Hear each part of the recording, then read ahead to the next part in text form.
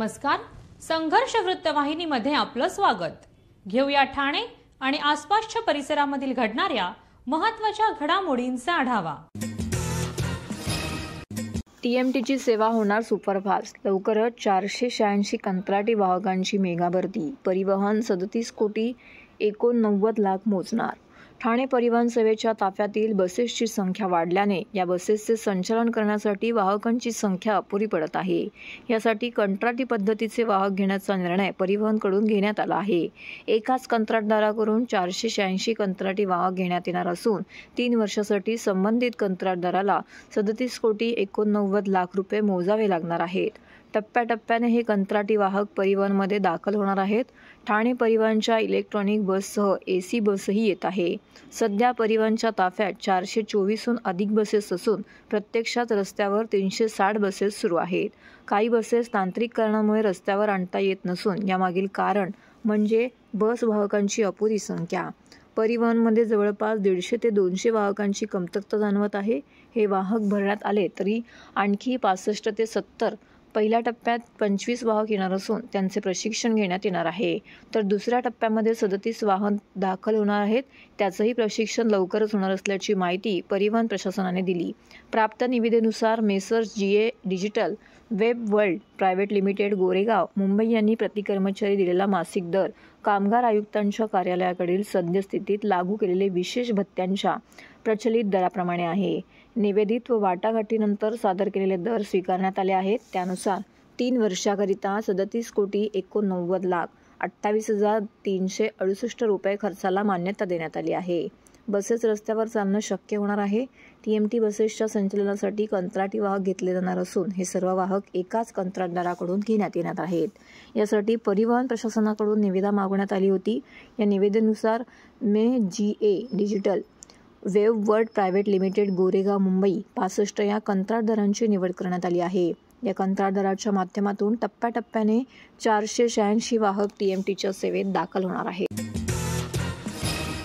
सर्व नागरिकांना आवाहन करण्यात येत आहे की सध्या डासांमार्फत पसरणाऱ्या डेंग्यू या आजाराचा प्रसार रोखण्यासाठी प्रत्येकाने पुढील प्रमाणे कार्यवाही करावी. डेंग्यू आजार एडिस इजिप्ती हा डास चावल्याने होतो. या डासांची पैदास साचलेल्या किंवा साचवलेल्या स्वच्छ पाण्यामध्ये होते. 8 दिवसांपेक्षा जास्त दिवस पाणी उघडे व साचून राहिल्यास त्यात डास अंडी घालतात. अंड्यांच्या अळ्या तयार होऊन पुढे डास तयार होतात. यासाठी आपल्या घरातील पाणी साठे उदाहरणार्थ बॅरल्स, पिंपे, टाक्या, हौद, रांजणे इत्यादी दर आठवड्याला रिकामे करून घासून पुसून कोरडे करून पुन्हा भरावे. 1 दिवस कोरडा दिवस म्हणून पाळावा. पाणी साठ्यांना घट्ट झाकणे बसवावीत किंवा जुनी साडी, चादर, धोतर यांनी बांधून झाकून ठेवावीत म्हणजे डास त्यात जाऊन अंडी घालणार नाहीत.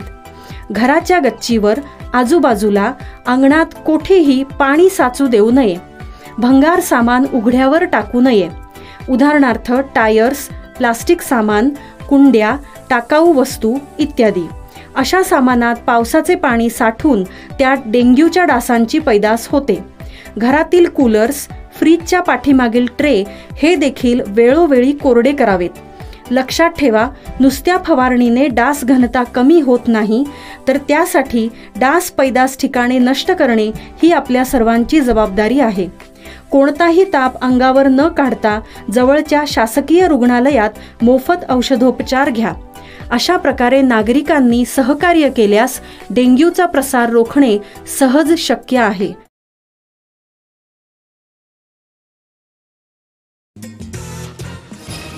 शिवाजी महाराज रुग्णालयात तृतीयपंथीयांसाठी विशेष कक्ष. शहरातील तृतीयपंथीयांना उत्तम आरोग्य सुविधेसह योग्य उपचार मिळावेत यासाठी महापालिकेचे छत्रपती शिवाजी महाराज रुग्णालय सरसावलं आहे. तृतीयपंथीयांसाठी देखील एक विशेष कक्ष तयार केला असून या ठिकाणी 15 बेडची सुविधा उपलब्ध करून देण्यात आली आहे. त्यांच्यासाठी वेगळी बाह्यरुग्ण विभागाची व्यवस्था केली आहे. त्यामुळे या रुग्णांना उपचारासाठी हक्काचे स्वतंत्र बेड उपलब्ध झाले आहेत. ठाणे महानगरपालिकेचे छत्रपती शिवाजी महाराज रुग्णालय हे वादाच्या विविध कारणांनी केंद्रस्थानी आहे.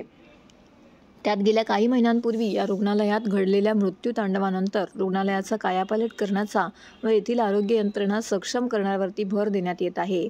सध्याच्या घडीला रुग्णालयात 500 बेडची क्षमता आहे. त्यात दिवसेंदिवस या रुग्णालयावरील ताण अधिकच वाढत असल्याचं दिसून येत आहे. येत्या काळात या रुग्णालयाची क्षमता वाढवणार असल्याची माहिती रुग्णालय प्रशासनाने दिली. त्यामुळे राज्य शासनाकडून 60 कोटींचा निधी देखील महापालिकेस प्राप्त झाला आहे. TJSB सौर शक्ती कर्ज गो ग्रीन, करा वीज बिलावर बचत. आकर्षक व्याजदर, 84 महिने परतफेड कालावधी, 80% लोन, व्यावसायिक आणि उद्योजकांकरता सुद्धा. अधिक माहितीसाठी तुमच्या जवळच्या शाखेला भेट द्या किंवा संपर्क साधा. 1800-223-466 आणि 1800-266-3466.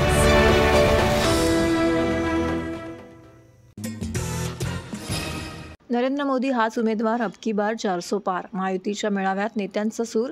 ठाणे लोकसभेचा उमेदवार कोण असेल यापेक्षा मोदींना 400 पार जागा निवडून द्यायच्या आहेत, यावर आमचं लक्ष असल्याचं मत ठाणे जिल्ह्याचे पालकमंत्री शंभूराज देसाई यांनी व्यक्त केलं. ठाण्यात आयोजित करण्यात आलेल्या महायुतीच्या मेळाव्याला त्यांनी हजेरी लावली होती. यावेळी पत्रकारांशी बोलताना त्यांनी ही माहिती दिली. महायुतीचा पहिलाच मेळावा होतोय, तोही ठाण्यात. त्यामुळे हा मेळावा खूप महत्त्वाचा आहे. ठाणे लोकसभेची कोणाला उमेदवारी दिली गेली याबाबत मला माहीत नाही. मात्र सन्मानजनक उमेदवार ठाण्यामध्ये दिला जाईल असा विश्वास त्यांनी व्यक्त केला. ठाण्यात पालकमंत्री असलो तरी उमेदवार ठरवण्याचं काम महायुतीतील वरिष्ठांचं असल्याचंही ते म्हणाले. या मेळाव्यात त्यांनी उद्धव ठाकरे यांच्यावरही टीका केली. हा जिल्हा मुख्यमंत्र्यांचा जिल्हा असून त्यांना कमीपणा येणार नाही अशी ग्वाही त्यांनी यावेळी दिली. या मेळाव्यात आमदार संजय केळकर, आमदार प्रताप सरनाईक, आमदार निरंजन डावखरे, माजी खासदार संजीव नाईक, माजी खासदार आनंद परांजपे, माजी आमदार रवींद्र फाटक, शिवसेना प्रवक्ते नरेश म्हस्के, नजीब मुल्ला, माधवी नाईक, मीनाक्षी शिंदे यांच्यासह रिपाई आठवले गटाचे पदाधिकारी देखील उपस्थित होते. महाराष्ट्रात पहिला जिल्हा असेल तिथे उमेदवार जाहीर होण्याआधीच मेळावा होत आहे. प्रत्येक निवडणूक हलक्यात घ्यायची नसते. आपण काय केलं हे लोकांना सांगावे लागेल असं आवाहन आमदार संजय केळकर यांनी केले. इच्छुक उमेदवारांमध्ये संजीव नाईक, प्रताप सरनाईक, रवींद्र फाटक आणि नरेश म्हस्के यांचं नाव घेतात. मात्र आमच्यात मतभेद आणि मनभेद नाहीत. कोणालाही उमेदवारी दिली तरी आम्ही मोदींसाठीच काम करणार असल्याचं सरनाईक यांनी सांगितले. महायुती या निवडणुकीला महाराष्ट्रामधून 45+ बहुमत मिळवण्याच्या तयारीला लागलेली आहे. जागा कोणाला असणार, उमेदवार कोण असणार याला आमच्या दृष्टीने फार महत्त्व नाही. माननीय नरेंद्र मोदी साहेबांना आपल्याला तिसऱ्यांदा देशात 400+ बहुमत देऊन पंतप्रधान करायचं आहे आणि त्याच्यासाठी महायुतीचा ठाण्यातला खासदार असला पाहिजे. याच्यासाठी आम्ही सगळेजण शिवसेना, भारतीय जनता पक्ष, राष्ट्रवादी काँग्रेस पक्ष, RPI, रासप, कवाडे गट, इतर सगळे जे आमचे मित्र पक्ष आहेत हे सगळेजण आम्ही एकत्र या निवडणुकीच्या तयारीला लागलेतो आणि त्याचा पहिला मेळावा आज या ठिकाणी ठाण्यामध्ये होतोय. या बाबतीतली अधिकृत माहिती नाही. माझं या बाबतीत माननीय मुख्यमंत्री महोदयांशी किंवा पक्षातल्या नेतृत्वाशी माझी या बाबतीतली चर्चा झालेली नाही. आपण पाहता मी दिवसभर प्रवासामध्ये होतो. आल्यानंतर 2 महत्त्वाच्या बैठका होत्या त्या केल्या आणि त्याच्यामुळं मला आत्ताच्या मेळाव्याला यायला उशीर झाला. अधिकृत माहिती माझ्याकडे नसल्यामुळं मी याच्यावरती भाष्य करू शकत नाही. राष्ट्रमंडळ वर्षा निवासस्थानी माननीय मुख्यमंत्री महोदयांना भेटायला आलेली होती. त्याच्यासाठी मी त्या ठिकाणी होतो. पण आपण ज्या 2 जागांचा उल्लेख करते त्याच्या बाबतीत माझी माननीय मुख्यमंत्र्यांशी चर्चा झालेली नाही. मंत्र्यांना उमेदवार ठरवण्याचे अधिकार नसतात. पालकमंत्री हे प्रशासकीय पद आहे. जिल्ह्यातला कारभार, जिल्ह्यातल्या सरकारी यंत्रणा आणि त्याचबरोबर पक्ष संघटना हे मजबूत करणं ही जबाबदारी पालकमंत्र्यांची असते. शिवसेनेमध्ये महाराष्ट्रातला निर्णय माननीय शिंदेसाहेब घेतात, भारतीय जनता पक्षामध्ये माननीय फडणवीस साहेब घेतात आणि राष्ट्रवादी काँग्रेसमध्ये माननीय अजितदादा घेतात. त्यामुळे हे तिघजण एकत्र बसतील, एकत्र बसून ठरवतील आणि सन्मानजनक अशा पद्धतीचा यातनं मार्ग निघेल. धन्यवाद. जिल्हा रुग्णालयात लवकरच उभे राहणार 50 बेडचे आयुष हॉस्पिटल. मिळणार आयुर्वेद योगचे उपचार. ॲलोपॅथी उपचाराइतकेच आयुर्वेदिक उपचारांवरती विश्वास ठेवणाऱ्या रुग्णांसाठी वागळे इस्टेट येथील ठाणे जिल्हा शासकीय रुग्णालयाच्या आवारात 50 खाटांचे आयुष रुग्णालय उभं राहणार आहे. यामध्ये आयुर्वेदिक, होमिओपॅथी, युनानीसारख्या उपचार पद्धतीने रुग्णांवर उपचार होतील. त्यामुळे पंचकर्म सेंटर, शिरोधारा, वमन, बस्ती यांसारखे उपचार सर्वसामान्य रुग्णांना घेता येणार आहेत. आयुर्वेदिक उपचार घेत असतानाच काहीचा विलंब लागत असला तरी उपचारानंतर रुग्णाला मोठा आराम मिळतो. त्यामुळे दीर्घ आजार असणारे अनेक रुग्ण आयुर्वेदिक उपचार घेण्याकडे कल असतो. काही वेळा आयुर्वेदिक खर्च खिशाला परवडणारा नसतो. मात्र आता ठाण्यात आयुष रुग्णालय उभारण्याचं काम लवकरच सुरू होणार असून आयुष मंत्रालयाच्या निर्देशानुसार राष्ट्रीय आयुष अभियानाअंतर्गत आयुष रुग्णालय बांधलं जाणार आहे. वागळे इस्टेट येथील सिव्हिल रुग्णालयाच्या परिसरात आयुष रुग्णालय बांधण्यासाठी 15 कोटी मंजूर झाले आहेत. रुग्णालयाची संरचना, मनुष्यबळ, साधनसामुग्री, औषधी, निवासस्थाने इत्यादींचा सविस्तर कृती आराखडा बनवण्यात आला आहे. 50 खाटा असणाऱ्या रुग्णालयात योगा, प्रतीक्षालय, अभिलेख, प्रक्रिया, मुख्य वैद्य कक्ष, आयुर्वेद कक्ष, स्वच्छतागृह, होमिओपॅथी कक्ष, युनानी प्रयोगशाळा, मडबाथ, नॅचरोपॅथी इत्यादी सुविधा उपलब्ध आहेत. तसेच पंचकर्म, क्षारसूत्र व इतर आयुष उपचार होणार आहेत. भारतात प्राचीन काळापासून आयुर्वेदातील उपचार पद्धतींमध्ये वनौषधी, वनस्पतीजन्य औषधी, आहारविषयक नियम, व्यायामांचे विविध प्रकार आणि त्याद्वारे शरीरातील नैसर्गिक प्रतिकार शक्ती वाढवण्यावरती भर दिला जातो. ॲलोपॅथी उपचारात रुग्णाला झटपट रिझल्ट मिळत असला तरी आयुर्वेद, होमिओपॅथी, युनानीसारख्या उपचारांनी रुग्णांना आराम मिळतो. अशा उपचारांनी रुग्ण बरा होण्यास काहींचा विलंब लागतो. मात्र हे उपचार घेणाऱ्यांची संख्या मोठी आहे, असे यावेळी जिल्हा शल्यचिकित्सक डॉक्टर कैलास पवार यांनी सांगितले. महाविकास आघाडीला लोकसभेत यश येणार नाही. महाविकास आघाडीतील मतभेद पाहता त्यांना लोकसभा निवडणुकीत यश येणार नसल्याची टीका भाजपाचे मुख्य प्रवक्ते केशव उपाध्याय यांनी केली.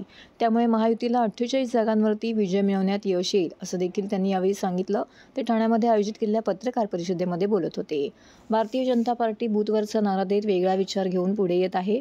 2019च्या निवडणुकीत भाजपच्या उमेदवाराला जी मते मिळाली त्या बूथवर अतिरिक्त 370 मते भाजपला मिळवायची आहेत. ही अतिरिक्त 370 मते कशी मिळवायची याकरिता भाजप बूथ विजन अभियान राबवण्यात येत आहे. हे अभियान 3 एप्रिल ते 9 एप्रिल या कालावधीत राबवण्यात येणार आहे. या अभियानाअंतर्गत घरोघरी जाऊन भाजपाचे कार्यकर्ते पत्र देणार आहेत. प्रत्येक घरावरती आणि गाडीवरती स्टिकर लावण्यात येणार आहे. प्रत्येक कार्यकर्त्यांच्या घरावरती भाजपाचा झेंडा लावला जाईल. 4 ते 9 एप्रिल हे अभियान सुरू असेल. या काळात जो भाजपाचा मतदार नाही त्याचंही मन वळवण्याचा प्रयत्न केला जाणार आहे. तसेच जिथे महायुतीचा उमेदवार आहे तिथे त्यांचा प्रचार करणार आहेत. ठाणे, कल्याण, पालघर येथील उमेदवारांबाबत चर्चा करून तोडगा निघेल. प्रत्येक पक्षाला वाटते की आपलाच उमेदवार असावा, पण एकदा निर्णय झाला की भाजपाचे कार्यकर्ते काम करीत असतात. भाजपाचे नेतृत्व जो निर्णय घेईल तो सर्वांना मान्य असेल. आमची मनं जुळली आहेत, त्यामुळे उमेदवारांची नावे लवकरच बाहेर येतील, असंही ते यावेळी म्हणाले. या लोकसभा निवडणुकीला पूर्ण ताकदीने सज्ज झाली आहे. देशाचे पंतप्रधान नरेंद्र मोदीजी यांनी 370 पार भारतीय जनता पार्टी आणि NDA 400 पार असा नारा दिलाय. 370 पार भारतीय जनता पार्टीच्या कार्यकर्त्यांनी सुद्धा प्रत्येक कार्यकर्त्याने मनावर घेतला आहे आणि म्हणून प्रत्येक बूथवर गेल्या वर्षी मिळालेली मते त्यामध्ये 370 मतांची वाढ करायची अशा प्रकारचा निर्धार भारतीय जनता पार्टीच्या कार्यकर्त्यांनी घेतलाय आणि पुढील 6 दिवस भारतीय जनता पार्टीचे कार्यकर्ते बूथ विजय अभियान हे राबवणार आहेत. सुट्ट्या असू शकतात, त्यामुळे लोक गावाला जायचा प्रयत्न करू शकतात. त्यामुळे आत्तापासून एका अर्थाने हे सांगणं या निमित्ताने सुद्धा आहे की लोकशाहीचा उत्सव आहे हा आणि विकासासाठी मतदान आपल्याला करायचं आहे. पुढच्या भवितव्यासाठी, पुढच्या पिढ्यांसाठी, सुखकर आयुष्यासाठी एका अर्थाने उत्तम, चांगलं, सशक्त सरकार, विकासाचं सरकार आलं पाहिजे यासाठी मतदान करायचं आहे. त्यामुळे आम्ही मतदारांना विनंती करतोय आणि मतदार तेवढे जागरूक आहेत. आम्हाला नक्की विश्वास आहे की जरी सुट्ट्या आल्या असल्या तरी मतदार इथे थांबून मतदान करतील आणि त्यानुसार आपलं सुट्ट्यांचं टाइम टेबल ऍडजस्ट करतील. मला असं वाटतं की ते जाहिरातींमध्ये नक्की असं आहे की ते बेरोजगारी प्रश्न उपस्थित करतायत, पण नक्की काँग्रेसच्या नेत्यांना, मग ते राहुल गांधींपासून अनेकांवरती बेरोजगारी आली आहे, त्याच्याबद्दल त्यांना जास्त चिंता अशी वाटते. महागाई खरं म्हणजे जर चर्चाच करायची असेल तर ती करता येईल. महागाईचा तेव्हाच निर्देशांक आणि आजचा निर्देशांक किती होता, त्यामुळे त्यांची नुसत्या जाहिरातीतून चालणार नाही. तर हे होतं संघर्ष वृत्तवाहिनीचं आजचं बातमीपत्र. उद्या पुन्हा भेटू याच वेळी याच ठिकाणी ताज्या घडामोडींसह. तोपर्यंत नमस्कार. आहे.